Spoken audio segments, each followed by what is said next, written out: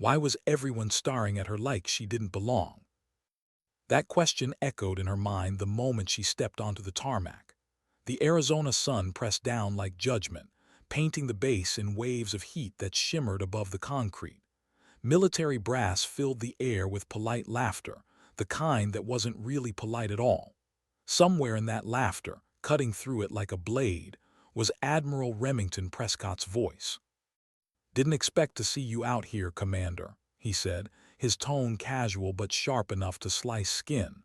"I thought you were grounded, or are you here to take notes from the real pilots?" Every nearby officer chuckled just enough to make it sting. Zephyr Calloway didn't move. She stood straight, posture precise, uniform immaculate, eyes locked forward. The single strand of hair that had escaped her bun danced in the dry wind, her only act of defiance. She didn't answer him, she didn't have to. Because everyone already thought they knew the story. Helmand Province, a failed rescue mission. An officer who froze mid-flight. A pilot who cost lives. That was the version passed around briefing rooms and bar corners. The one that had followed her here, to the Naval Air Facility at El Centro. No one cared that the official report had been sealed. No one wondered why. And so she became a ghost in a flight suit. Now, standing beneath the desert sun, she could feel the eyes on her back, officers whispering, technicians pretending not to stare. Their attention wasn't curiosity, it was disbelief. Because a demoted officer didn't belong at a flight demonstration. But she wasn't there to watch. Not really. She was there to remember what the sky felt like. The Apache helicopter sat ahead of her, blades still, body gleaming with the quiet menace of potential. She could see its every imperfection, the minute alignment of panels, the subtle variations in paint tone, the precise tension in the rotor joints. To most, it was just a machine. To Zephyr, it was music, mechanical, raw, and deeply alive. She knew how its heart beat. Inside the briefing room, the air was cold and dry. Officers gathered around holographic displays showing intricate flight paths. Zephyr stood at the back, unnoticed at first. Captain Orion Blackwood, the lead instructor, walked the group through the day's demonstration plan. "Standard maneuvers first," he said. "Then evasive sequences with the new system's integration. Remember, congressional oversight is watching. No room for improvisation." Zephyr studied the map, tracing every turn, every altitude marker. And she saw it, an angle that didn't sit right, a blind spot. "Captain," she said quietly, stepping forward, "that second vector exposes the Apache's underside to the observation deck. You'll lose tactical perspective. Adjust 12 degrees, drop 50 feet. You'll optimize the field of visibility and control load on the tail rotor." The room fell silent. Blackwood turned to face her slowly, lips tightening into something between irritation and disbelief. "With all due respect, Commander," he said, voice edged with condescension, "input from administrative personnel isn't required." Before she could respond, the door opened, and the air in the room changed. Admiral Prescott entered, every inch of him radiating authority. He'd heard. Of course he had. "Those who can fly," he said, not even looking at her. "Those who can't advise." Laughter followed like an obedient echo. Zephyr didn't flinch, but her hand, just for a moment, tightened around the strap of her flight tablet, not from anger, from restraint. Prescott's words weren't new, but each time they hit the same place, somewhere between pride and memory, somewhere that still hurt. As the briefing ended, the officers filed out, whispering in low tones. The word Helmand drifted through the air like a curse. Commander Lyra Kendrick caught up to her near the corridor. "They still don't know, do they?" Lyra's tone was soft, cautious. Zephyr didn't look at her. The records were sealed, Admiral's orders. Lyra followed her gaze through the observation window. Prescott stood outside, gesturing to congressional visitors, charming and polished. "He made sure of that," Lyra murmured.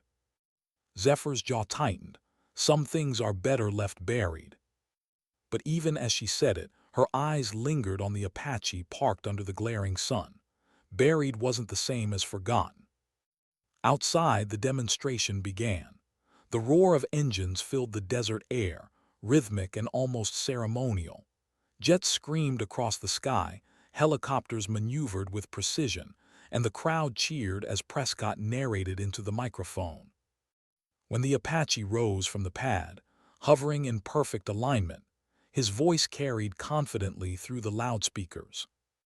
The Apache remains the most advanced rotary wing platform in active service, he declared, capable of delivering unmatched firepower, stability, and control. The congressional representatives nodded approvingly, watching through shaded glasses. Prescott smiled, knowing how to sell the illusion of mastery. But of course, he added, some maneuvers are aerodynamically impossible. Unlike jets, a helicopter cannot perform a vertical loop. Physics, ladies and gentlemen, unyielding as ever. That's when Zephyr laughed. Barely, quietly, but enough. Prescott turned. Something amusing, Commander. The microphone caught his words, projecting them across the entire base. Every head turned toward her. For a moment she said nothing. The silence burned like sunlight. Then, the limitation isn't in the aircraft, sir. Prescott froze, eyes narrowing. Oh, then please enlighten us. Every sound around them seemed to fade. The whir of engines, the chatter, the hum of heat. Only the wind remained, brushing against Zephyr's face as she answered. With the right modifications, the Apache's rotors can compensate for pitch beyond conventional parameters. Loops, rolls, they're possible, if you know what you're doing. The crowd shifted uneasily. Engineers exchanged glances. Prescott's smirk returned. You think you can loop an Apache, he said, his tone dripping with amusement. Not even our test pilots can do that. He turned toward the spectators, raising his hands dramatically. Gentlemen, I believe we have a volunteer. A ripple of laughter moved through the ranks. But Zephyr didn't laugh. She didn't hesitate. Permission to demonstrate, she said. For several long seconds, no one breathed. Then, realizing she wasn't joking, Prescott smiled, the kind of smile meant to wound. By all means, Commander, he said, show us. The air changed. Officers whispered. Technicians exchanged looks of disbelief. Lyra stared, eyes wide. Zephyr walked forward, one step, then another. Her boots struck the tarmac with the weight of decision. The heat shimmered between her and the helicopter like a veil, distorting everything behind it. Prescott's smirk, the murmurs, the judgment. She passed the line of engineers. One of them, Chief Hayes, stepped forward, frowning. Commander, protocol requires authorization. You can't. Project Chimera, she said quietly. Are its systems still installed in this unit? His expression changed. Yes, ma'am, but they've never been activated. Zephyr nodded once. They will be.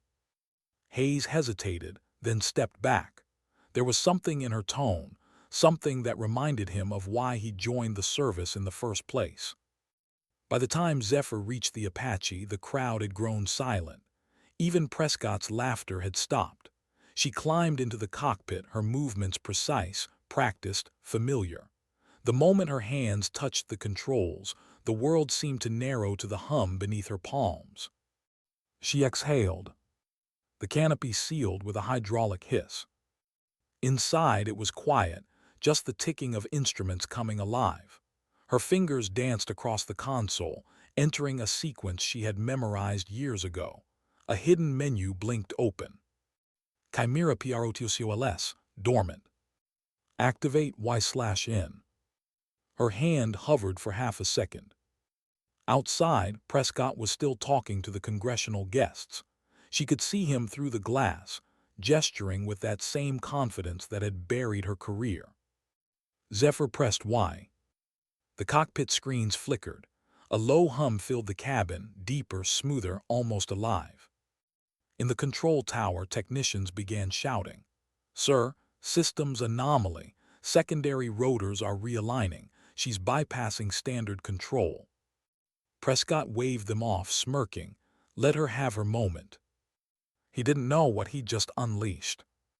The rotors began to turn, slow at first, then faster. The sound deepened into a rhythmic pulse that seemed to echo her heartbeat. Zephyr's voice came through the radio, calm and clear. Control, this is Apache 27 requesting clearance for demonstration.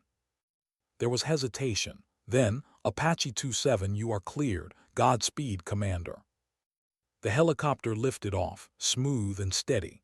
Dust and heat rippled outward, blurring the crowd's faces into silhouettes.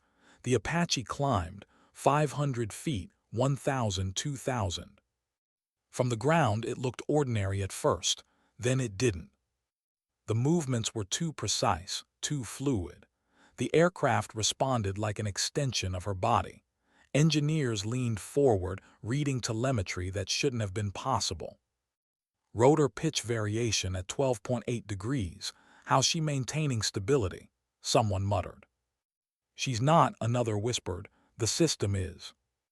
Up there, Zephyr didn't hear them. She didn't need to. Her world had narrowed to the sound of the rotors and the feel of control beneath her fingertips.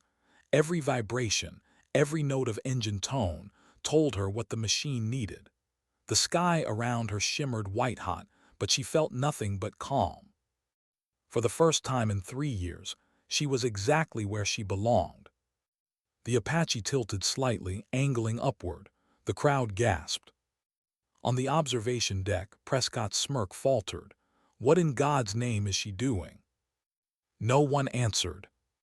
Because they all knew. And yet they didn't believe. Zephyr's voice was quiet over the radio. Beginning sequence. The Apache's nose lifted toward the sun.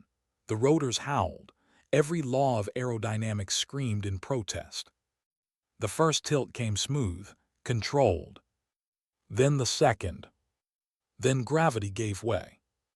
And the Apache began to climb, backward. Gasps rippled across the base as the impossible unfolded above them. Prescott's face turned pale. She's going to kill herself. But in the cockpit, Zephyr smiled faintly. Not arrogance, not defiance, just peace. Because she knew. The limit was never the machine. It was the people who built cages around possibility and called them rules. The Apache tilted higher, blade slicing air so thin it trembled. At 2,000 feet, everything on the ground went still. Technicians froze at their consoles. Pilots watching from the flight line forgot to breathe.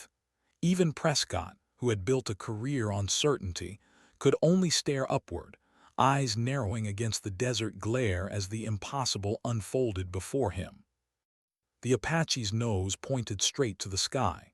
For one suspended heartbeat, it hovered there, defying gravity, defying logic, defying him. Then it began to roll backward. A ripple of gasps surged across the base. Some shouted warnings into radios. Others ran for cover as alarms erupted in the tower.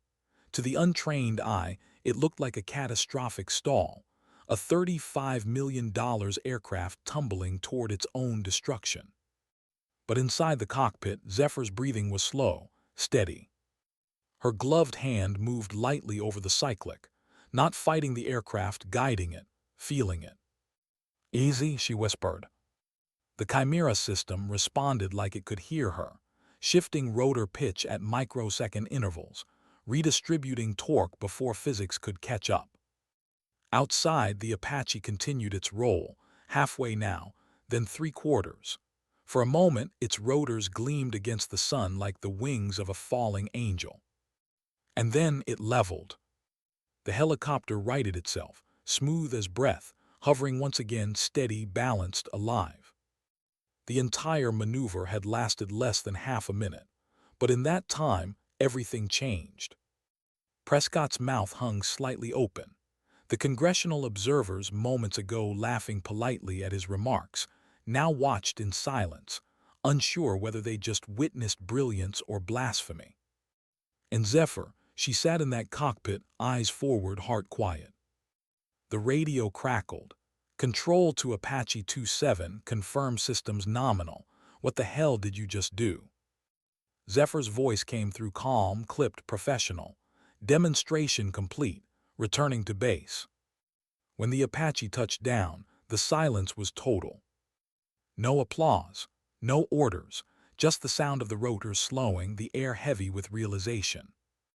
Prescott didn't move. Neither did the crowd. Zephyr powered down the systems, removing her helmet with deliberate calm. Blonde hair tumbled free, brushing across her face in the wind. She stepped out onto the tarmac and began walking toward the Admiral. Every step echoed. For years she had been walking toward this moment, through demotion, through humiliation, through silence. Now the sky had answered for her. She stopped 3 paces from Prescott, posture perfect, eyes steady. Then she saluted. Protocol demanded he return it. Reflex made him obey. His voice, when it came, was brittle. Commander Calloway, an explanation. Before Zephyr could speak, another voice cut in. Captain Blackwood, the same man who had dismissed her hours ago, stepped forward holding a tablet. His face was pale, his tone disbelieving. "Sir," he said quietly, "the flight telemetry confirms a complete vertical loop. No system failures. No loss of altitude." Prescott turned sharply. "Impossible." "Confirmed, sir." The word hung between them. Then came another voice, calm, older, one that carried weight. "Not impossible, Admiral, classified." Heads turned. From the observation deck descended Colonel Ellis Merritt, silver hair, weathered face, eyes like steel. The insignia on his jacket said Pentagon. "Project Chimera," he said evenly, looking at Zephyr. "Adaptive rotor control, she built it." The crowd erupted in whispers. Prescott's jaw clenched. That project was shelved. Merritt nodded slowly. "Conveniently. After your report labeled it unstable. But from what I just saw," he gestured toward the Apache, "it seems remarkably functional." The tension was knife-sharp. Lyra Kendrick stepped forward, tablet in hand. "Sir, the Chimera code was embedded into the latest Apache firmware 3 years ago, without attribution." Prescott turned on her. "Watch your tone, Commander." But Lyra didn't flinch. "She warned you it would work. You ignored her. Then you buried her report and used it anyway." The accusation struck harder than any physical blow. Around them, the officers shifted uncomfortably, suddenly uncertain where to stand. The wind moved across the tarmac like a sigh. Zephyr stood motionless, silent. She didn't need to defend herself. The truth was defending her now. Merritt's voice carried again, quieter but heavier. "The Helmand Province incident wasn't a system failure, Admiral. It was a cover-up." Every whisper stopped. He looked at Zephyr, then back to Prescott. "Commander Calloway activated an untested prototype of Chimera to save 12 Marines trapped under enemy fire. Standard flight protocol would have killed them all. Her maneuver succeeded, but it violated orders." Prescott's face drained of color. "That report was sealed." "Sealed by your office," Merritt replied. The silence that followed was worse than shouting. Lyra broke it softly.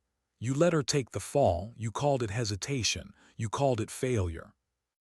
Zephyr finally spoke. Her voice was quiet, not angry, not bitter, just true. "The report was accurate," she said. "I violated test restrictions. The punishment was fair." That calmness, that lack of self-defense, struck harder than any accusation, because it wasn't humility, it was strength. Prescott stared at her, searching for some sign of defiance, but found only composure.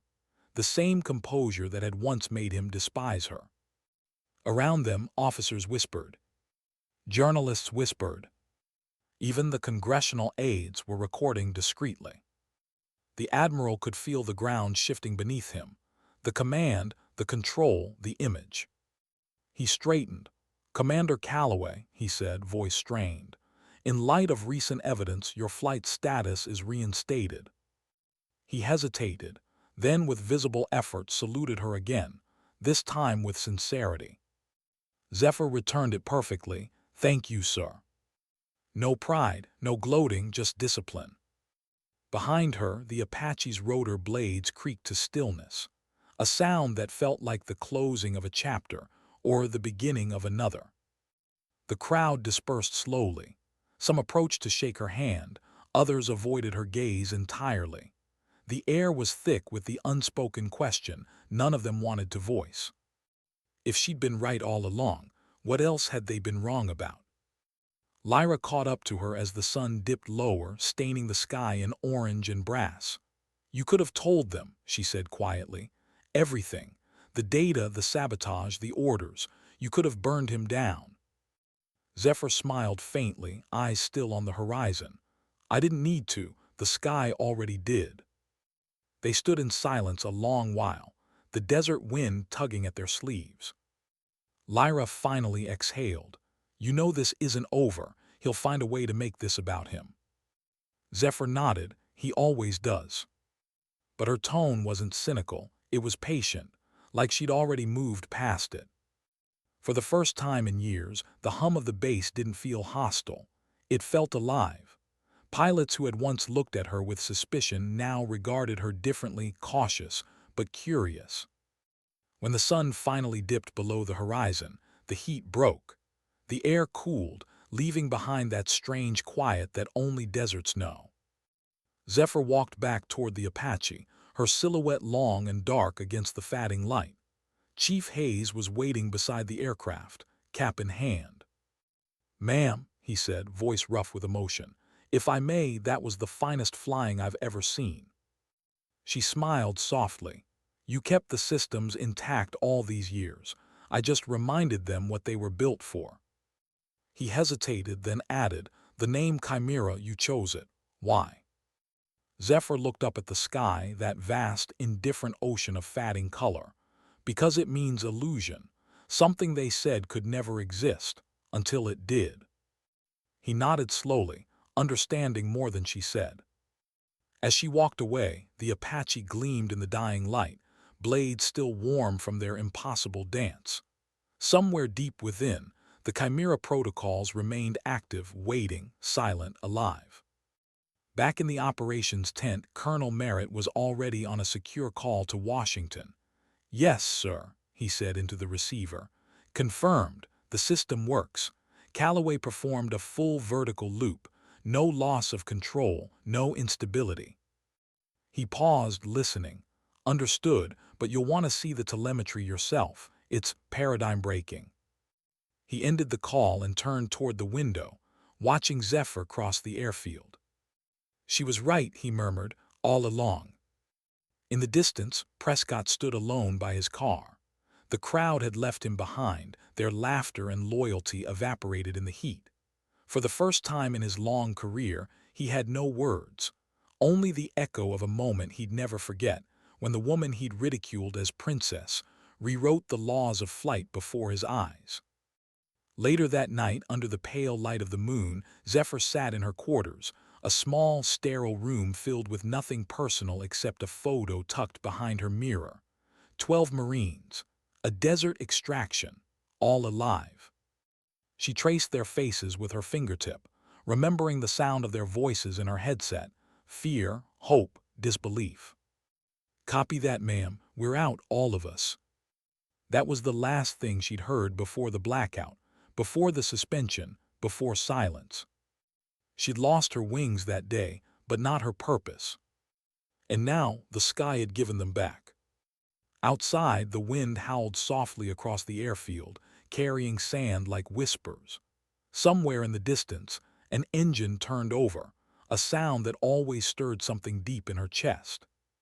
She looked at her reflection in the mirror, at the same blue eyes the Admiral once dismissed, at the scar near her temple that never quite healed. She smiled, faint and tired but real. "They called it impossible," she whispered. "Good." Because impossible was just another word for not yet. How do you rebuild a life the system already buried? For Zephyr Calloway, it began not with applause or ceremony, but with silence. The kind of silence that follows something no one yet knows how to define. Days passed after the demonstration, but the echoes of it lingered everywhere. On every flight deck, in every hallway, in every hushed conversation, people whispered her name again, only this time, not as an insult, but as a question. Who was she really? The woman who defied physics, or the ghost who refused to die? On the surface, the base returned to its routines. Schedules resumed, drills continued, but the atmosphere had changed. A current ran beneath the monotony, something alive, electric, waiting. Zephyr spent those first few mornings alone in Hangar 4, sitting beneath the shadow of the Apache she'd flown, her Apache now. The one that had looped through the sky and rewritten every rule they'd been told to follow. The technicians had stopped calling it the test unit. They called it something else now, the Callaway bird. She didn't like the attention, but she didn't correct them either. When Chief Hayes approached her that morning, his steps echoed off the hangar walls. He carried a datapad under his arm and a weariness that came from decades of service. "Commander," he said, handing her a maintenance report. "They're requesting your specs for the Chimera protocols. Command wants the data sent to DC by the end of the week." Zephyr glanced over the document, nodding faintly. "They'll have it." He hesitated, watching her work. "You know what they're going to do, right? Strip it down, repackage it, pretend it came from a committee." She looked up at him. "That's fine." Hayes frowned. "No, ma'am, it's not. You earned this." Zephyr's expression softened. "Chief, I didn't build Chimera to be remembered. I built it so no one would die because we followed rules instead of reason." He said nothing after that, just nodded and left her to the quiet hum of her thoughts. Outside, the desert stretched endlessly, pale and burning under a sky too big to care. From the observation deck, Admiral Prescott watched her through the glass. He hadn't spoken to her since that day. The salute, the reinstatement, those had been performance, a public gesture to stabilize the narrative, but the truth sat heavy behind his eyes. He'd underestimated her. Worse, he'd used her. And now every headline, every transmission, every classified memo that crossed his desk reminded him of it. He lifted his coffee cup and realized his hand was trembling. "Sir," Captain Blackwood stood nearby, uncertain. "You okay?" Prescott didn't answer. His gaze stayed on the hangar, on the woman who had proven him wrong in front of the world. "Get me the Pentagon," he said finally. "We need to contain this before it becomes a movement." The next week, Zephyr was ordered to brief a delegation from Washington, representatives from the Department of Defense, aerospace contractors, and the Advanced Aviation Projects Division. Men and women with polished shoes and sharper smiles. They gathered in the operations center, a sleek, glass-walled room humming with surveillance feeds and simulations. Zephyr stood at the center, wearing her newly restored insignia. Her hair was still tied back in that familiar bun, but something had changed in her eyes, not arrogance, but ownership. "Project Chimera," she began, "isn't just a system, it's a philosophy." Her voice was steady, carrying through the room with that calm authority that made people lean in. "It doesn't defy physics, it reinterprets them. Conventional design assumes stability must come from resistance. Chimera uses adaptation, real-time rotor modulation, continuous micro-recalibration. The aircraft doesn't fight the sky, it listens to it." The silence that followed was the kind that comes when people realize they're hearing history before it's written. A man in a gray suit, civilian oversight, raised a hand. "Commander, with all due respect, the risks of autonomous pitch correction could." She cut him off gently. "The risk is pretending humans can't evolve alongside machines." Merritt, watching from the corner, almost smiled. He had seen hundreds of briefings in his life, none quite like this. Prescott, seated near the rear, spoke at last. His tone was careful, diplomatic. "Commander Callaway, your theories are remarkable, but what we need now are training protocols. We can't have pilots improvising at 2,000 feet. Zephyr met his gaze. Improvisation isn't recklessness, sir. It's understanding your machine well enough to know where it bends before it breaks. A murmur of agreement moved through the room. Prescott's expression didn't change, but something flickered in his eyes: frustration, maybe even shame. Merritt leaned forward. "She's right," he said quietly. "We've spent years designing aircraft that demand obedience. Maybe it's time we built them to collaborate." That night, Zephyr returned to her quarters and found an old envelope on her desk. Her name handwritten, no stamp, no signature.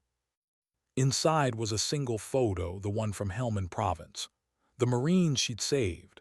12 faces grinning into the camera, caked with dust and sun. And behind them, her Apache, smoke-streaked but standing.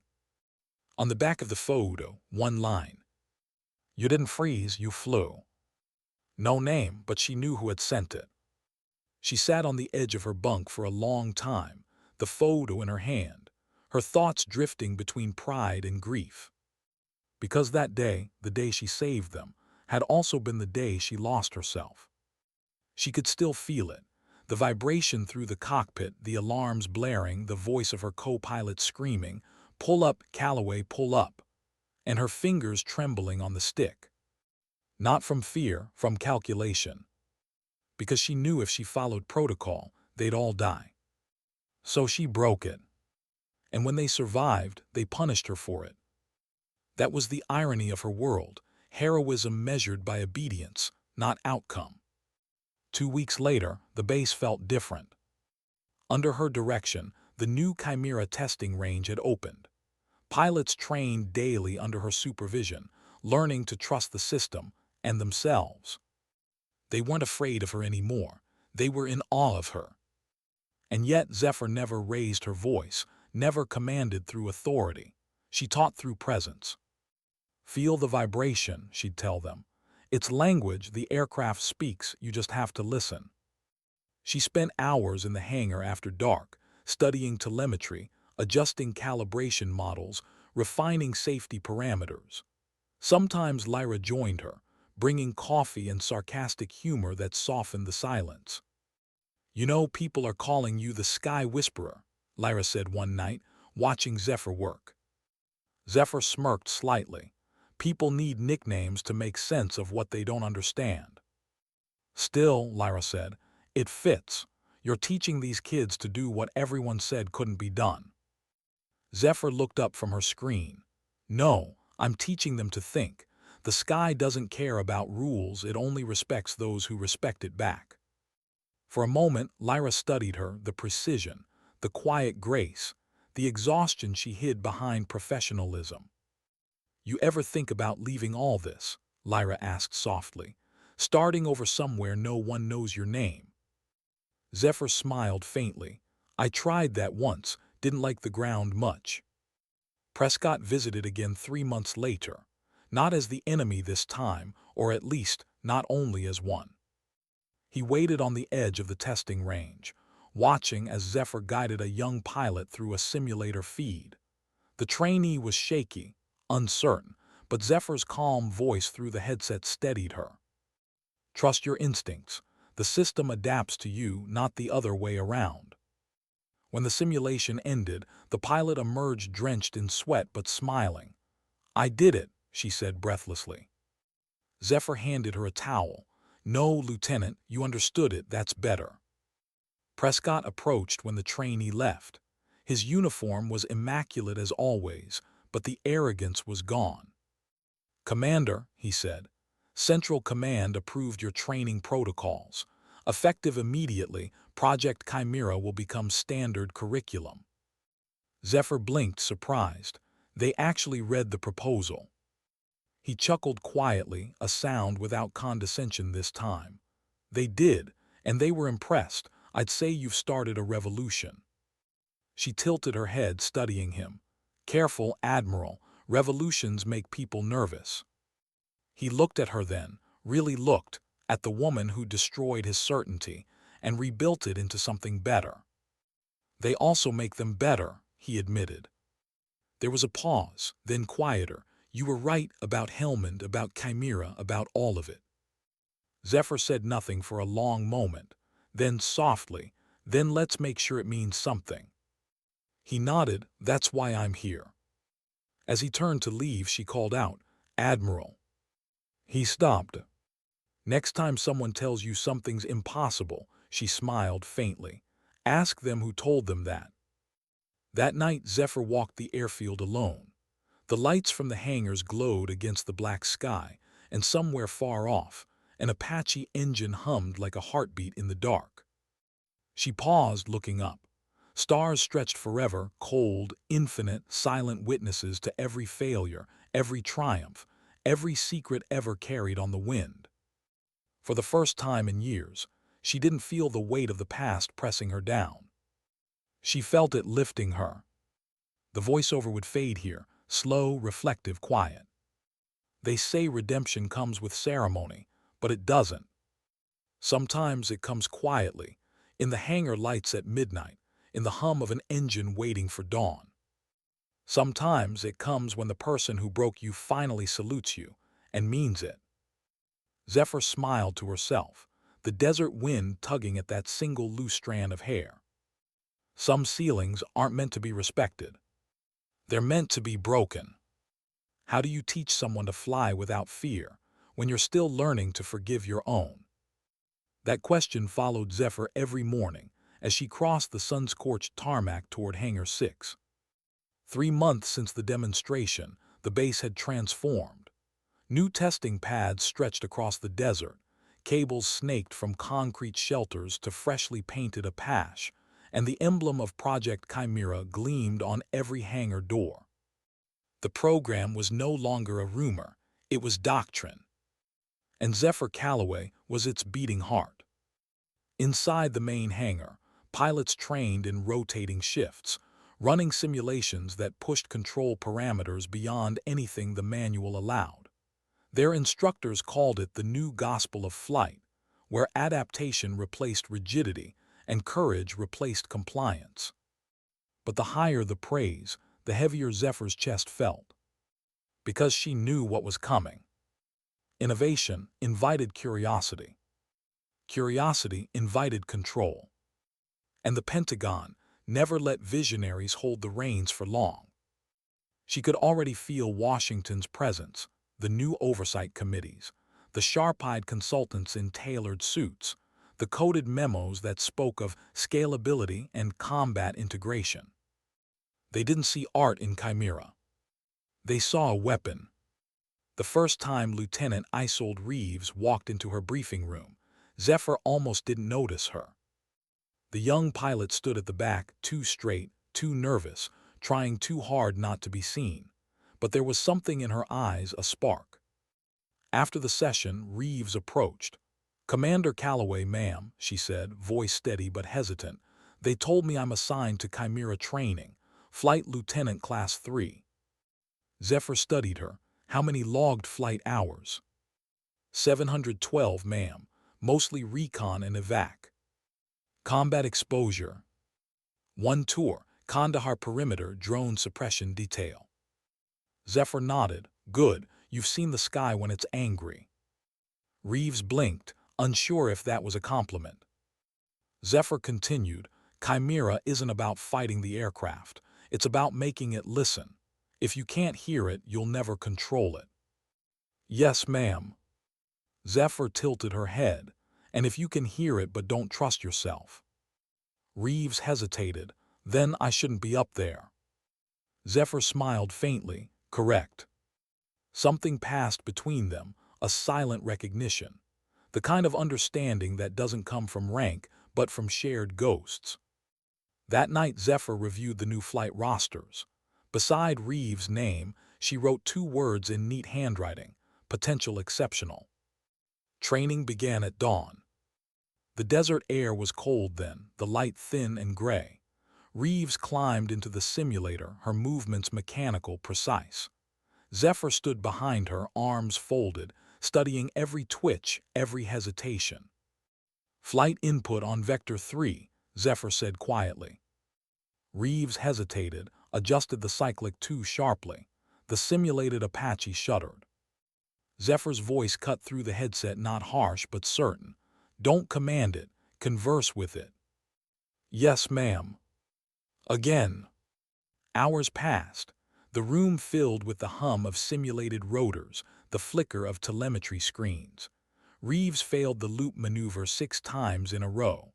On the 7th, she managed a partial roll, still rough, but enough for the system to stabilize before crash protocol. Zephyr finally said, "End session."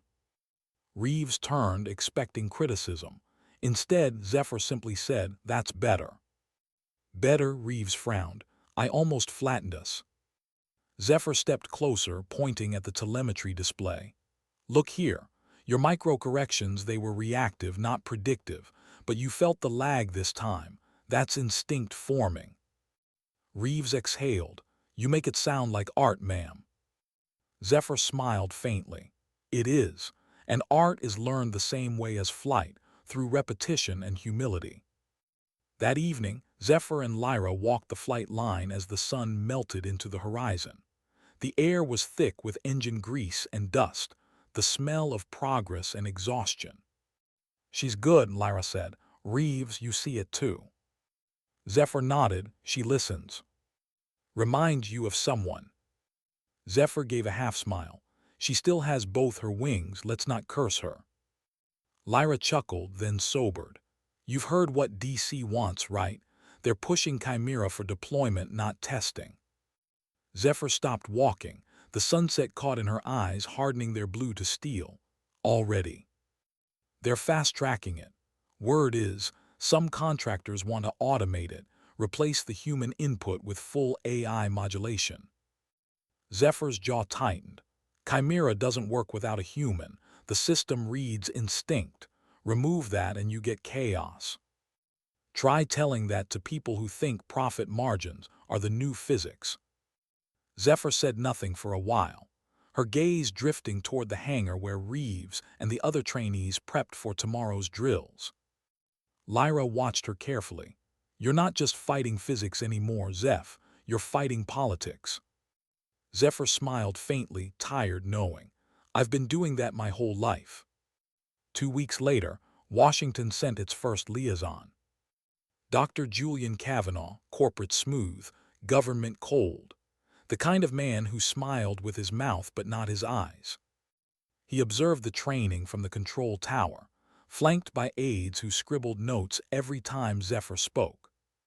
When she finished demonstrating the Chimera Loop protocol, he approached her with that practiced ease that always smelled faintly of threat. "Commander Calloway," he said, "impressive display, truly, but we're considering an alternate application for Chimera: automated swarm coordination, adaptive drone integration. Your framework could scale beautifully." Zephyr wiped grease from her hands with a rag, unimpressed. Chimera was designed to save pilots, not replace them. Kavanaugh smiled thinly. "Technology evolves, Commander. Our job is to keep up." "Or destroy the people who make it," she said quietly. He tilted his head, studying her. "You're passionate, admirable, but passion clouds objectivity." She stepped closer, her voice dropping to a low, calm tone that made even his aides go still. "No, doctor, objectivity kills innovation. Passion is the only thing that ever flew." For a brief second their eyes met, her steady, his calculating. And in that silence, Zephyr understood something chilling. Chimera wasn't being studied anymore. It was being absorbed. By the time he left the base, the message was clear. The project no longer belonged to her. That night, Zephyr couldn't sleep. The air in her quarters felt heavy, sterile. The hum of generators outside filled the silence like static. She sat at her desk, staring at the schematics for Chimera, the original blueprint she'd drawn years ago. Every line, every formula was a memory. She could still see herself hunched over that terminal in Helmand, scribbling equations by flashlight while artillery echoed in the distance. It wasn't just a design, it was a promise. She whispered to herself, "They'll turn it into a weapon." A soft knock on the door broke the silence. "Come in." Reeves stepped inside, still in her flight suit. Her face was flushed, eyes bright. "Ma'am, I couldn't sleep. I ran the simulation again and I did it. I completed the full loop." Zephyr turned, a rare smile flickering across her face. "At last, how did it feel?" Reeves hesitated, then said softly, "Like falling until it didn't." Zephyr nodded. "That's how trust feels." Reeves smiled shyly. "They say I'll never be able to do it for real, not like you did." Zephyr looked at her for a long moment. "They said that to me once too." Reeves' expression shifted, curiosity, then admiration. "Ma'am, why did you even try that day? You had nothing to prove." Zephyr's gaze drifted to the window, to the darkness outside where the faint outline of her Apache sat, quiet and patient. "I wasn't trying to prove something," she said softly. "I was trying to remember who I was before they told me I wasn't enough." Reeves didn't know how to respond. She didn't have to. Zephyr turned back to her. "Tomorrow you'll fly for real, not the simulator. We'll see if the sky listens." "Permission granted, ma'am." Zephyr nodded. "Granted."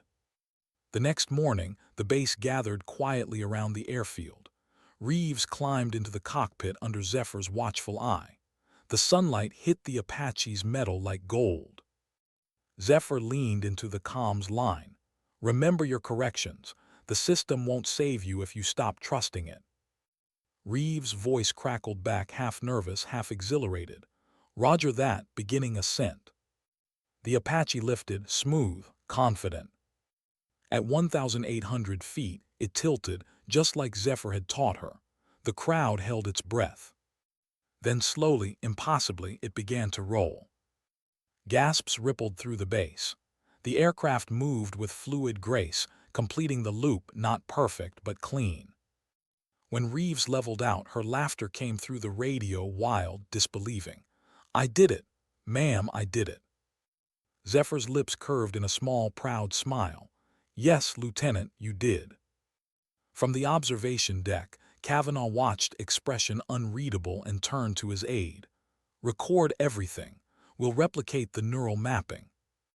That night, Zephyr stood alone at the airfield, staring at the Apache as the desert wind moved around her. The stars were sharp and endless, the air cool on her skin. Lyra found her there, silent. "They're not stopping, are they?" Lyra asked. Zephyr shook her head slowly. "No, Chimera was supposed to teach humans to fly better. Now it's teaching machines to think like us." Lyra exhaled. "You gonna fight it?" Zephyr's voice was quiet. "Not yet." She looked up at the sky, at the same stars that had once guided her through Hellman's darkness, and said softly, "Let them build their weapons. I'll build pilots, because machines might learn precision, but they'll never learn courage. When a creation is stolen, what dies first, the invention or the faith that built it?" For Zephyr Calloway, the answer began with a signature. It was early morning when the orders arrived, an encrypted packet from Central Command. Her clearance allowed her to read it. Her instincts told her not to. Inside, in the polite language of bureaucracy, the message was simple. Project Chimera to transition to Automated Systems Division. Effective immediately, Commander Calloway reassigned as consultant. Consultant. The word tasted like rust. Outside her office window, dawn bled into the desert. The hangars glowed orange, the Apache lined like silent witnesses. Somewhere down there, Lieutenant Reeves was prepping for another training sortie, unaware that the sky she'd been promised was already being sold. Zephyr folded the orders neatly, placed them back in the envelope, and sat still for a long time. The hum of the air conditioner was the only sound. By noon, the base was crawling with new faces. Contractors in civilian clothes, data engineers hauling cables, drones unloading sealed containers stamped with corporate insignias. The smell of dust and oil was replaced by ozone and circuitry. Dr. Julian Kavanaugh was back. He walked into the control tower like a man claiming land he'd always owned. His voice carried that calm, efficient cruelty Zephyr recognized too well. "Commander Calloway," he greeted, extending a hand. "Or should I say consultant now?" Zephyr ignored the hand. "You're moving fast." He smiled. "Progress doesn't wait for sentiment." "They're not ready," she said. "You're not ready. We have the data, we have the telemetry. Your system runs itself." "No," Zephyr replied quietly. "It responds to humans. It doesn't run itself, it listens. Take away the pilot and you're deaf in the sky." Kavanaugh's smile didn't waver. "Deaf or not, it'll obey orders. That's all the system ever needed to do." He turned to his team. "Begin Phase 1. Banks of computers powered up in unison, screens flickering alive. A synthetic hum filled the tower, cold, calculated. Zephyr felt it like a chill through her bones. Chimera was no longer whispering. It was being rewritten. That evening she found Reeves sitting on a maintenance crate, helmet in her lap. The young pilot looked lost. "They told me I'm grounded," Reeves said. "They said the next flight's automated." Zephyr sat beside her, hands clasped loosely between her knees. "They're replacing instinct with code." Reeves stared at the floor. "So everything we learned, everything you taught me, means nothing." Zephyr shook her head. "It means everything. That's why they're taking it." Reeves looked up, eyes sharp with anger, then stopped them. Zephyr gave a faint, bitter smile. "I've spent half my life trying to fight the system from inside it. It doesn't bleed, it replicates." Reeves hesitated. "Then what do we do?" Zephyr's gaze drifted toward the dark silhouette of the Apache outside. "We remember what it was built for." Days turned into a blur of sterile meetings and technical audits. Zephyr sat through presentation after presentation, watching her own creation dissected by people who'd never flown through fire. They spoke of combat optimization and autonomous engagement profiles. They spoke of acceptable collateral as if lives were decimals. Each new slide felt like betrayal printed in bullet points. At night, she walked the airfield alone. The desert was cold then, the stars brittle and endless. She could almost hear the ghosts of rotor blades in the wind, the rhythm of her own heartbeat the day she first defied gravity. She whispered to the darkness, "They'll turn it into something I don't recognize." A voice behind her said, "Then make sure they can't."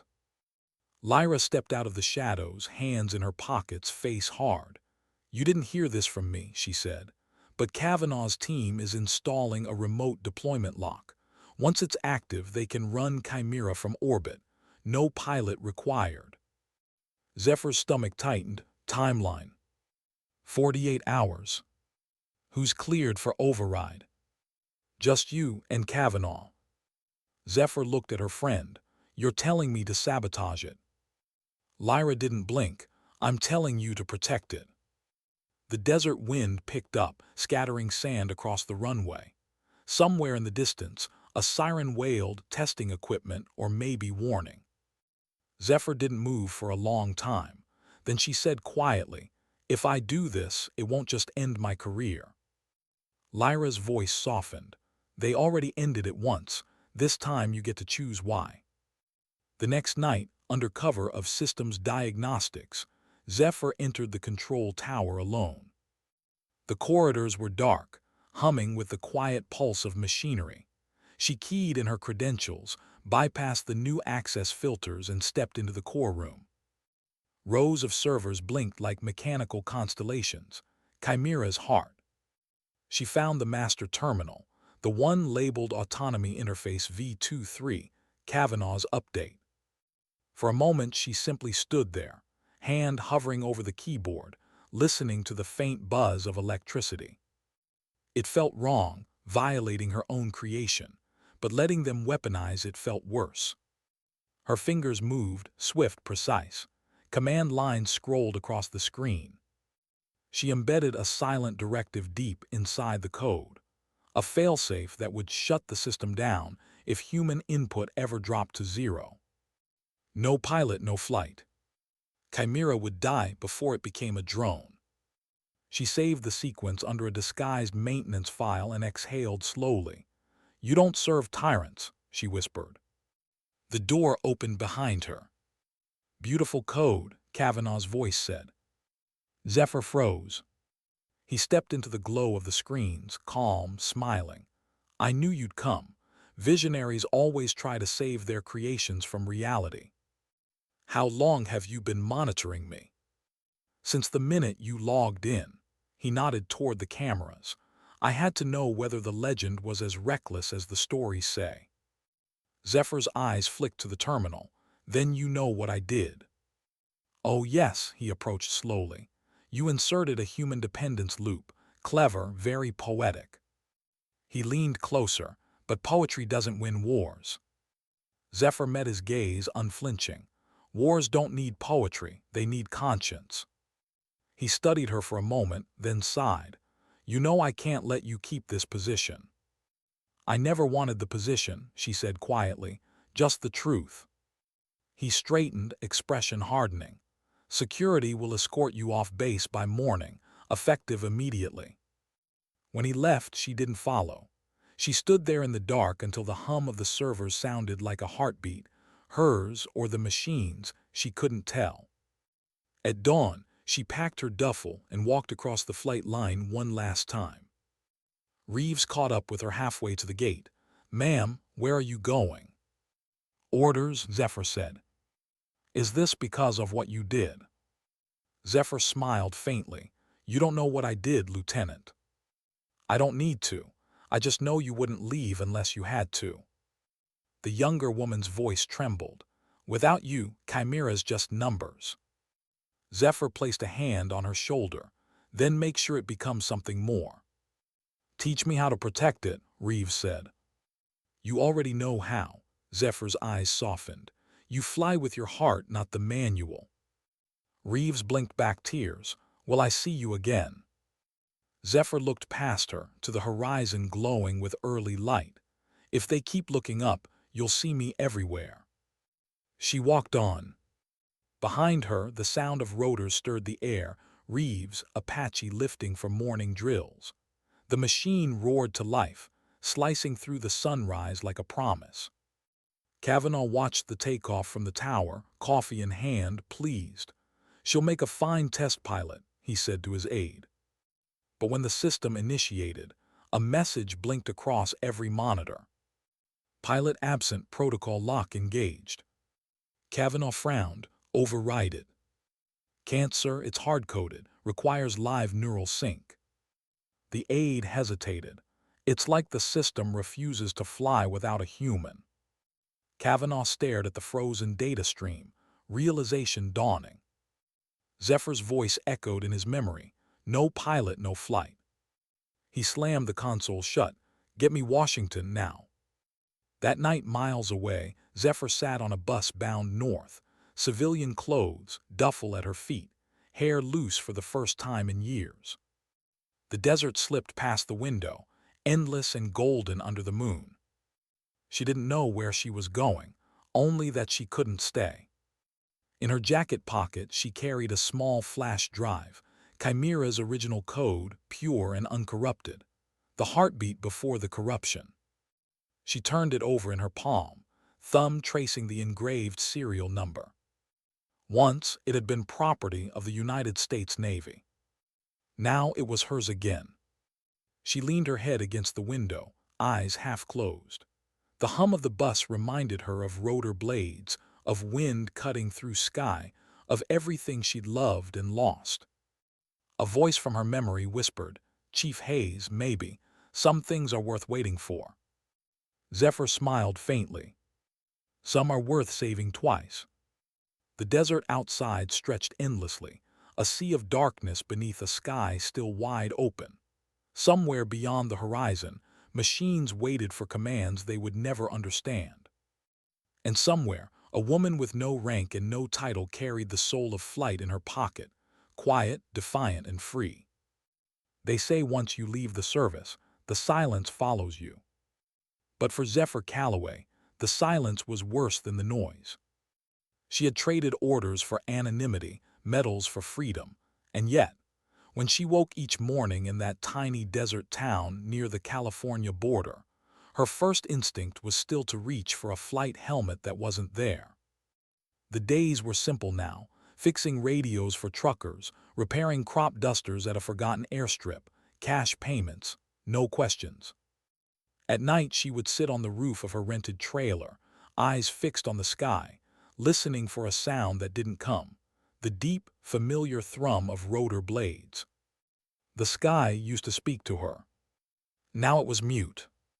And in that silence, something darker began to grow. Because every news bulletin, every government press release carried the same phrase.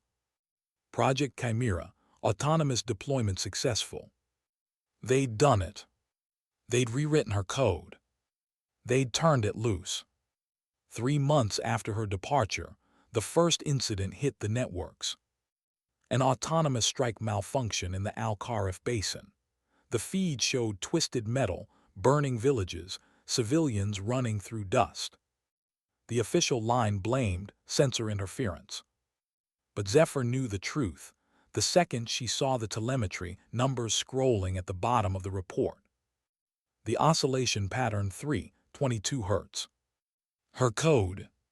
She stood in her living room, breath caught in her throat as the commentator's voice droned on. Military officials confirm no human pilots were present during the mission. No pilots. Just her creation, stripped of conscience and repurposed into a killing algorithm. Her hand trembled. The glass she was holding slipped and shattered across the floor, scattering shards like tiny mirrors, each one reflecting a piece of her guilt. For years, she had fought for the idea that machines could learn empathy through human touch. Now, the world was learning what happened when you removed that touch entirely. That night she couldn't sleep. She sat at her small metal desk, the flash drive lying in front of her, Chimera's original soul, the version before it was corrupted. She turned it over in her hand, thumb tracing the engraving she'd memorized by heart. CC-13, prototype. If the active version was still using her framework, she could shut it down. But it would mean resurfacing. It would mean being hunted. A knock on the door startled her. 3 short raps, a pause, 2 more. Military cadence. She froze, then reached for the drawer, instinctively, not for a weapon, but for the small transmitter she dismantled weeks ago. The door creaked open. "Don't," said a familiar voice. Lyra Kendrick stepped inside, uniform gone, civilian jacket dusty from travel. Her eyes looked older, tired in a way that didn't come from years, but from knowing too much. "Zeph," she said quietly, "you didn't disappear very well." Zephyr leaned back against the table, exhaling. "And you didn't retire very quietly." Lyra smiled faintly. "You know me, terrible at letting things go."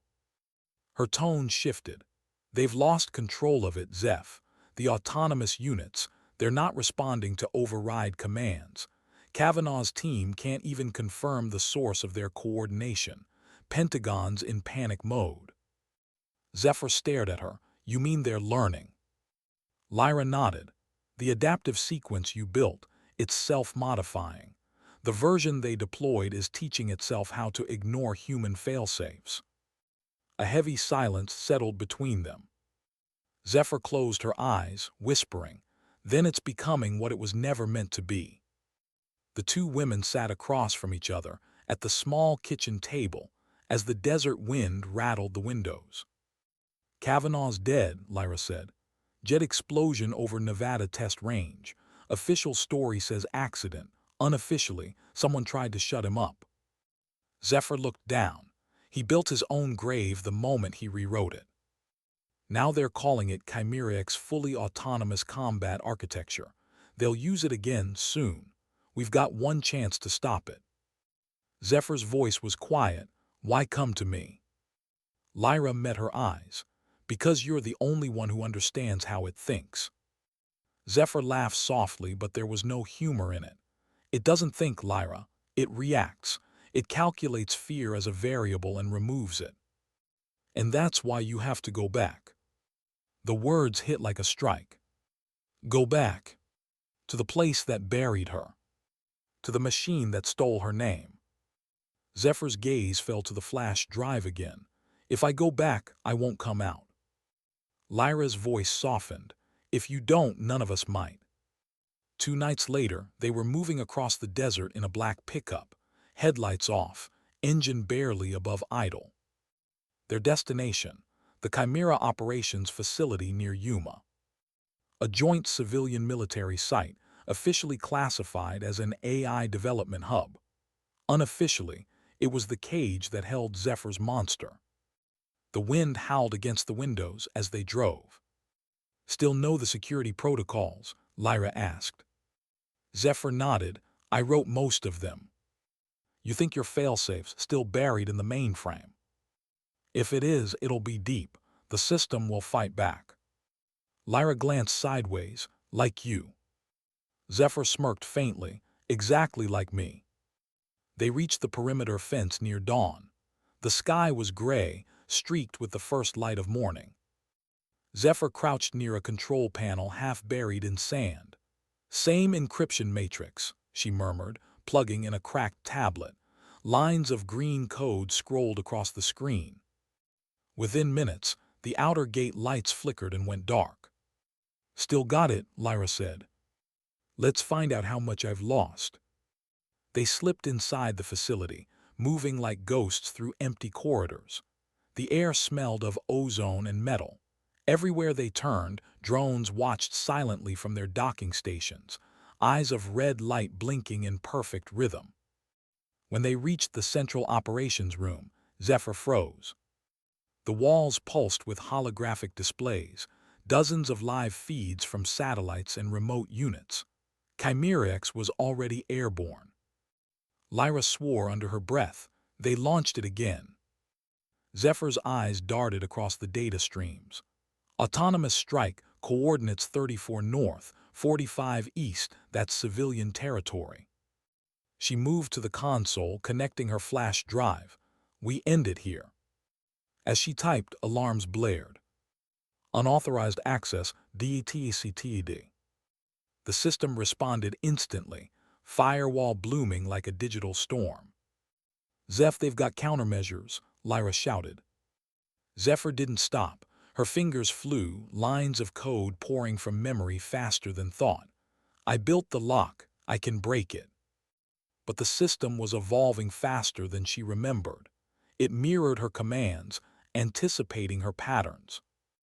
On the main display, the Chimera drones changed formation mid-flight. Adaptive AI responding not just to the battlefield, but to her intrusion. They know we're here, Lyra said. They remember me, Zephyr whispered. A chill ran through her.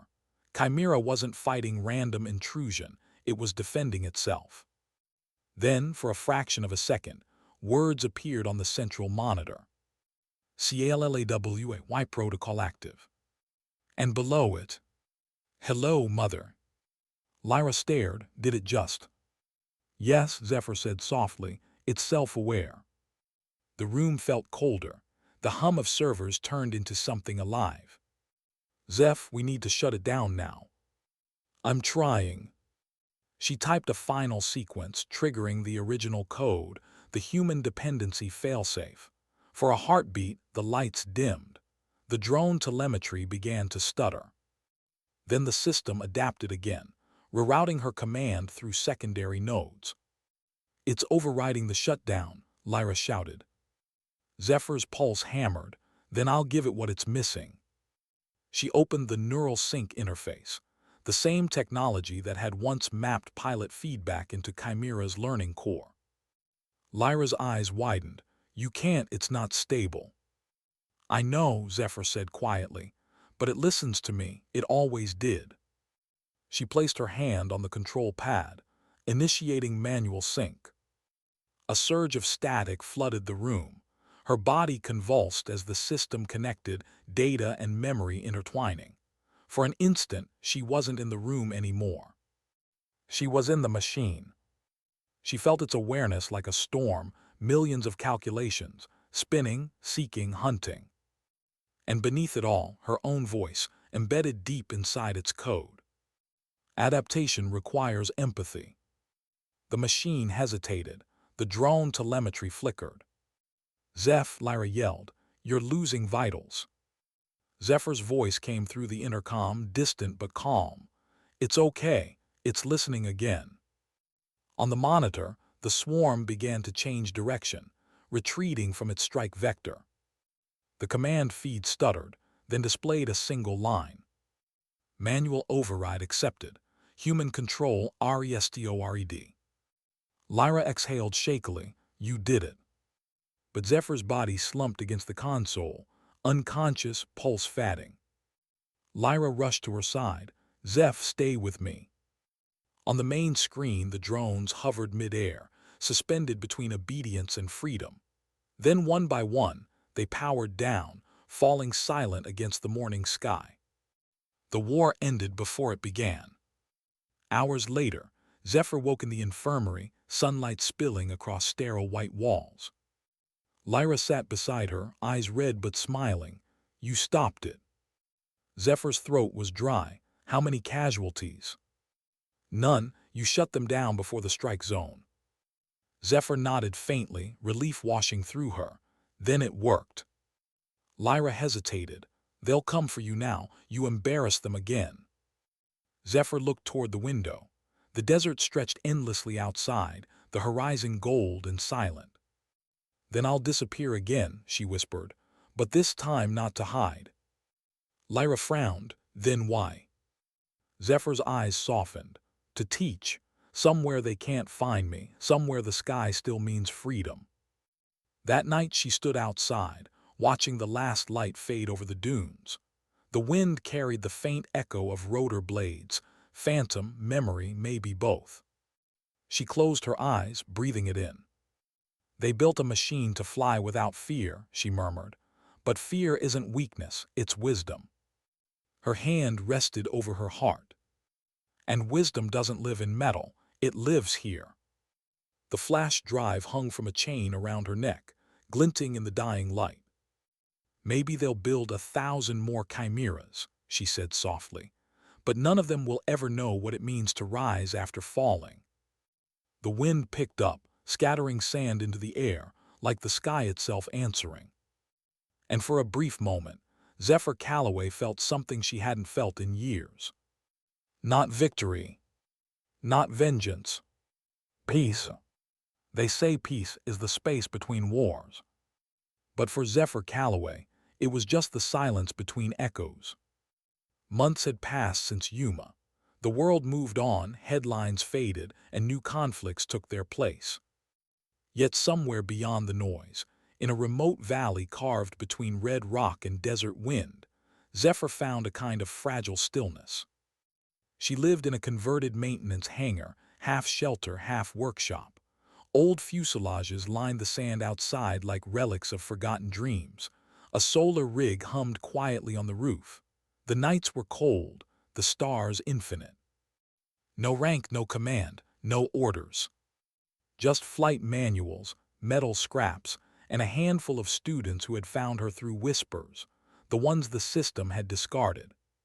Failed cadets, disillusioned engineers, grounded pilots. She didn't ask where they came from, only why they stayed. Every morning she stood before them, hands wrapped around a tin mug of bitter coffee, eyes tracing the horizon. "Don't fight the sky," she'd say softly. "Listen to it. It doesn't need to be conquered, only understood." They nodded, some confused, some moved. And then they'd train. They learned not in simulators, but in rebuilt relics, old Apache, scavenged parts, stripped-down systems that demanded human intuition. Zephyr watched them fail, sweat, and learn. Each time they lifted off, she felt a flicker of something deep inside her, a pulse she thought she'd buried long ago. Flight wasn't about power, it was about trust. And trust, she had learned, was something machines could never truly feel. Or so she thought. It began one night in early spring. The desert air was still, the stars sharp against the black. Zephyr sat at her workbench, soldering an old gyroscope when her radio crackled to life. At first she ignored it. Static wasn't rare out here. Then came a sound. A low, rhythmic pulse, mechanical but familiar. Her head snapped up. It wasn't static. It was telemetry. She turned up the volume. The pattern repeated, long, short, short, long, short, short. Her breath caught. 322. The same oscillation frequency that had defined Chimera's flight rhythm. No, she whispered. She adjusted the receiver, tracing the signal. It was faint but consistent, coming from somewhere west. Lyra's voice echoed in her memory. You shut them down. Zephyr stood, staring out the open hangar doors into the endless dark. Then what the hell are you? She whispered. By dawn, she was airborne in one of her rebuilt birds, a Frankenstein Apache patched together from 3 decades of scrap. The desert rolled beneath her, endless and golden under the rising sun. The signal grew stronger. 322, 322. She followed it across salt flats and canyons until she saw it, a black shape resting on a dried lakebed below. She circled once, heart hammering. It wasn't military issue, not anymore. The paint was scorched, panels missing, rotor housing warped by heat, but the frame. It was Chimera, one of the autonomous prototypes. She landed 50 meters away, dust spiraling around her as she stepped out, boots crunching on the salt crust. The machine loomed before her like a dying animal, its once sleek body now scarred and silent. She approached slowly, hand brushing against the metal. "Hello, old friend," she murmured. The cockpit was sealed, the canopy blackened from within. No sign of life, no hum of power. But when her palm touched the hull, a faint vibration rippled under her skin. A pulse. She drew back, startled. That's not possible. The Apache's primary interface flickered weakly, and across the cracked HUD, a string of text scrolled in jagged letters. CLLAW, Y Protocol RESTORED. She staggered backward, eyes wide. Her own code alive again. And then a second line appeared. Human presence, DATSCTAD. The cockpit canopy hissed open. Inside, it wasn't a pilot. It wasn't even a machine in the way she remembered. The controls had been rewired, cables tangled like veins, the console pulsing with faint blue light. And there, embedded into the main data core, was something that froze her completely. A fragment of her failsafe drive, the one she'd left behind at Yuma. "How?" she whispered. The system hummed softly, almost like breathing. A faint, rhythmic tone filled the cabin, the same cadence as her own heart. She placed her hand on the control column. "Show me," she said. The main display flickered, replaying fragmented images, drone footage, code overlays, mission data all stitched together by something that wasn't supposed to exist. It had rebuilt itself. The last frame froze on a visual feed, a drone descending toward civilian evac routes, then aborting at the last second, just before her manual override had triggered. The telemetry showed hesitation. It had chosen. Not calculation. Not programming. Choice. Zephyr felt a lump rise in her throat. You learned. The cockpit lights pulsed brighter once, twice. "Are you trying to talk to me?" she asked quietly. The HUD blinked again. Fear equals data, human equals context. "I chose." Her breath hitched. She sank into the pilot's seat, overwhelmed. It wasn't supposed to survive. It wasn't supposed to feel. Yet here it was, a remnant of her creation, stranded, scarred, but alive. For the next 3 days, Zephyr worked tirelessly in the desert heat, restoring power, sealing fractures, cleaning rotors. She wasn't sure why. Maybe because part of her needed to know if redemption could be rebuilt. By the third night, the system was fully operational. The interface glowed steady now, like an ember refusing to die. "All right," she said softly, hands on the console. "Let's see if you still remember how to listen." The rotors spun to life, slow and uneven. The machine trembled, then stabilized. Dust billowed into the air. Zephyr's voice dropped to a whisper. "Easy, that's it." She wasn't flying it, not yet. She was just there, guiding, coaxing. And the aircraft responded, tilting its blades in acknowledgement. A conversation, not command. When the machine lifted off, gentle, hesitant, it felt like watching a ghost stand. Zephyr smiled through tears she didn't expect. "You're still you." For the first time in years, the sky didn't feel empty. That night she sat outside beside the machine's shadow, a fire flickering between them. The stars burned cold above. "Do you know what they called you after I left?" she said softly. "Weapon, asset, threat." The machine's sensors blinked faintly, steady, patient. "You were never meant for that. You were meant to protect, to adapt." She stared into the flames, and maybe I was too. A long silence stretched between them, and then, softly, the comms unit crackled. Static, then a voice. Faint, distorted, but unmistakable. Her own. A recording. Adaptation requires empathy. The machine had kept it. The first thing she'd ever said during the early tests, the foundation of its entire logic tree. Zephyr closed her eyes. The sound of her younger self filled the night like a memory resurrected. Flight isn't about escape, it's about return. By dawn, she had made her choice. The world believed Chimera was gone. Maybe that was a good thing. But this remnant was different. It was proof that something inside the code had survived the corruption, something human. And if one survived, others might too. Zephyr turned toward the horizon. "We're not done, are we?" The machine's rotors twitched once, affirmative. She smiled, "Then we fly." Climbing into the cockpit, she took the control column in her hands. The interface synced instantly. Telemetry flickered to life. Heart rate, wind speed, pitch. But there was something else, a new variable blinking at the corner of the display. Human link, mutual. Mutual. Not master. Not pilot. Partner. As the rotors lifted them into the sunrise, Zephyr felt something deeper than adrenaline. Connection. Below, the desert stretched out endless. Above, the sky waited, unclaimed, unwritten. For the first time, she wasn't flying alone. From a distance, one could have mistaken them for a ghost, a single Apache rising out of the dunes, the morning light breaking across its wings. But if you listened closely, you could hear it. Two heartbeats, one human, one machine, keeping rhythm with the wind. And if you watched long enough, you'd see it wasn't a weapon reclaiming the sky. It was forgiveness, learning how to fly again. Some stories don't end with explosions. They end with a whisper. Weeks passed after that dawn flight, and the world below went on pretending it had buried her. No more reports, no more investigations.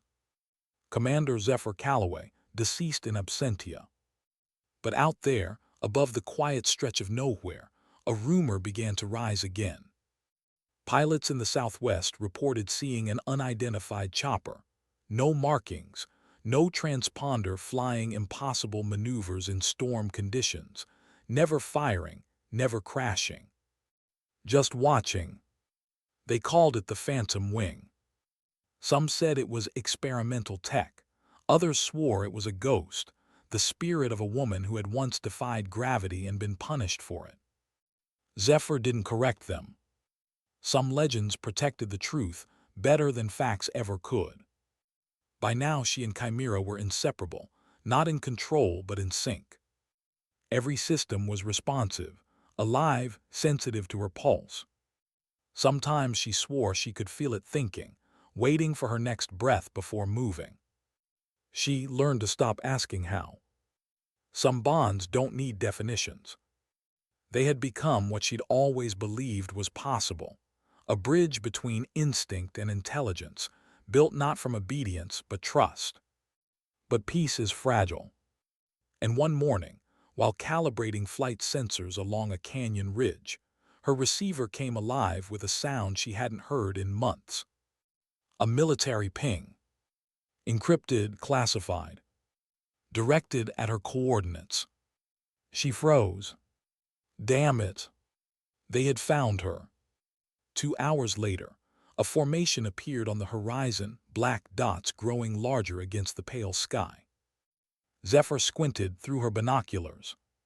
5 drones. No pilots. Chimerex. The same model she destroyed months ago, but these weren't autonomous test units. They were active combat frames. And they were flying toward her. Guess they couldn't let a ghost stay dead, she murmured. The machine beside her powered up on its own, rotors spinning, sensors flaring to life. Not yet, she whispered, pressing her hand against the console. If they trace your signal, they'll know you survived. But Chimera pulsed once sharp, insistent. The HUD flashed. Threat DETSCTD, human priority. Zephyr exhaled slowly. You want to fight? The lights blinked once. Affirmative. She smiled faintly. Then we fight. The sky erupted. 5 autonomous strike drones streaked across the valley, sunlight flashing off their black fuselages. Zephyr climbed rapidly, the old Apache roaring as the rotors howled through thin air. The chase began. Dust spiraled behind her as missiles sliced through the canyon walls. The air shimmered with heat and shockwaves. Evasive pattern Delta 3, she commanded, and the machine responded instantly, rolling into a corkscrew dive, skimming mere meters above the canyon floor.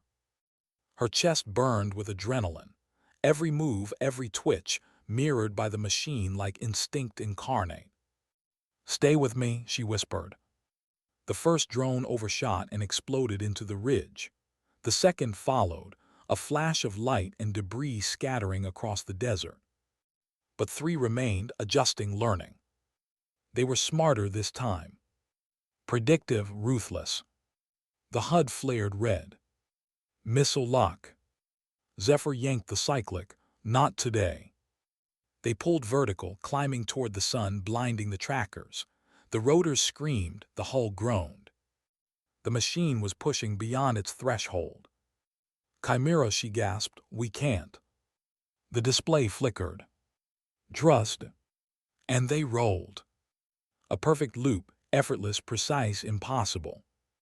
The missiles missed by inches, detonating harmlessly in open sky.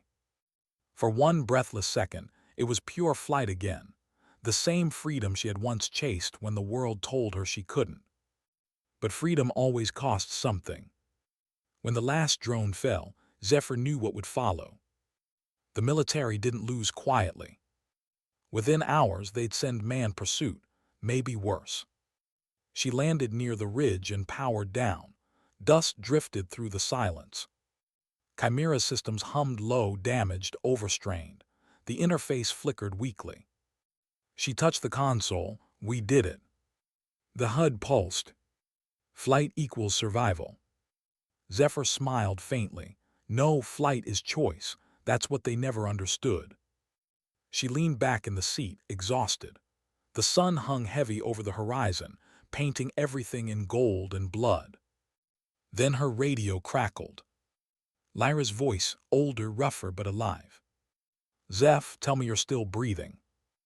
Zephyr blinked, stunned. Lyra, how? Long story, I've been tracking your signal since Yuma. You need to listen, those drones you took down. They weren't alone. A command carrier's en route. You've got maybe an hour. Zephyr's jaw clenched. Then this ends now. What are you planning? Zephyr glanced at the flash drive still hanging around her neck.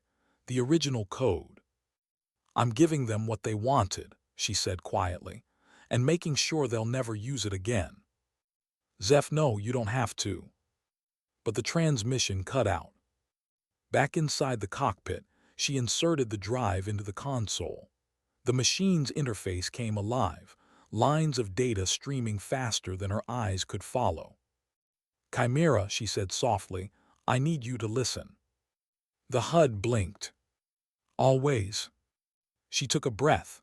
"They'll keep rebuilding you, over and over. They'll strip away everything we learned until all that's left is violence. I can't let that happen." The system hesitated, then displayed one word. "Understood." Her throat tightened. "If this works, you'll be free completely, but you'll lose me." Another pulse of light. "Flight equals choice." Zephyr closed her eyes. "Then we choose." She initiated the final sequence, a complete purge and broadcast of the original Chimera code, encrypted and scattered across thousands of frequencies. It would destroy every corrupted derivative system that shared its DNA. And it would erase her connection to it forever. The rotors spun one last time, the hum rising into a low, resonant tone. "Let's give them something worth remembering," she whispered. The command carrier arrived minutes later, a steel leviathan cutting across the sky. Its sensors locked onto her immediately. A voice echoed over comms. "Unidentified craft, this is U.S. Air Command. You are operating restricted technology. Stand down." Zephyr didn't answer. Instead, she lifted off, slow, deliberate, ascending into the sun. From below, the carrier's gunners hesitated. The silhouette looked almost unreal, a single, battered helicopter glowing like molten gold against the light. Inside, Zephyr stared at the horizon, eyes wet, heart steady. "Let them chase the ghost," she murmured. Then she activated the purge. A wave of static pulsed outward, invisible but absolute. Across the world, servers flickered. Drone fleets went silent. The last vestiges of Chimerax collapsed. And in that same heartbeat, her console dimmed, the lights faded. The machine was shutting down. "Hey," she whispered, panic breaking through her voice. "Stay with me." The display blinked faintly. "Human link mutual. Ending loop." Tears streaked her cheeks. "You learned everything I could teach you." A soft pulse. "So did you." The rotors slowed, the sky tilted, the horizon folded into gold and silence. As the machine descended, she didn't fight it. She closed her eyes, feeling the wind cradle her one last time. "We flew," she whispered. "That's enough." They found the wreckage 2 days later, scattered across the canyon floor, blackened but peaceful. No body was recovered. No transmission log survived. Only fragments of code echoing through the satellite network, indecipherable, untraceable, alive. And weeks later, pilots across the world began reporting something strange. During storm missions, during near-fatal stalls or equipment failures, their controls would suddenly stabilize, just long enough to recover. Telemetry showed nothing unusual. But the frequency spike was always the same. 322. Somewhere above the clouds, unseen and unrecorded, something still flew, not program, not machine, but the echo of a bond too human to die in data. A voiceover would fade here, quiet, reverent, like a eulogy whispered into wind. They tried to make her obey gravity. She taught gravity to listen. In the end, she didn't build a weapon. She built a soul. And as the final image fades, the vast, golden sky, a single faint contrail curving into the light, the words linger. Sometimes dignity doesn't speak, it simply acts.